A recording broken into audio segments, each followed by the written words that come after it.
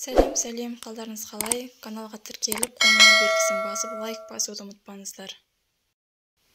Сәлем, баршаңызға, қалдарыңыз қалай? Бүгінгі күндеріңіз сәтті өтсін. Бүгінгі тақырып Жазира Байырбекова болашақ келін мен құдаларын қандай болу керектігін айтты. Әнші сөзінше қыздың ашық-шашық киінуі аса маңызды емес екендігін жеткізді. Байырбекова бастысы келін жүрегі таза адам болғанын қалайды. Сонымен қатар өнер иесі қандай адамдармен құда-құдағи болғысы келетінін түсіндірді. Ешкімнің ақысын жемеген, пара алмаған, ешкімге қиянат жасамаған, адамдарға жылы сөзбен болса да мейірім жақсылық жасаған, пейілі кең, тек жақсы ойлап, жақсы сөйлейтін бала-шағасын адал жолмен асыра отырған еңбекқор жандармен құда-құдағи болғымыз келеді деді. Өйткені біздің ұрпағымызға құдаларымыздың да іс-әрекеті әсер етеді деді ол.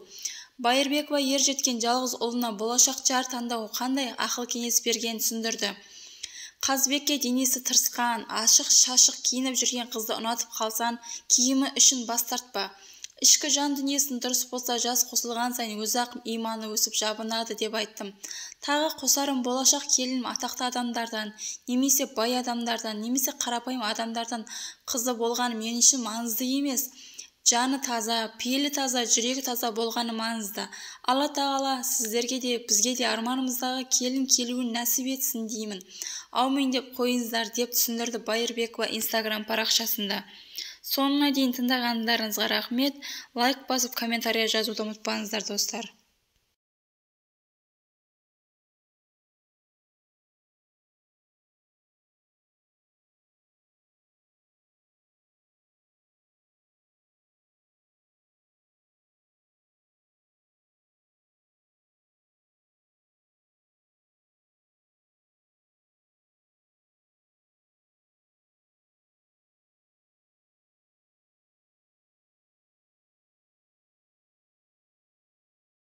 Сәлем, қалдарыңыз қалай? Каналға тіркеліп, қоңырау белгісін басып, лайк басуды ұмытпаңыздар.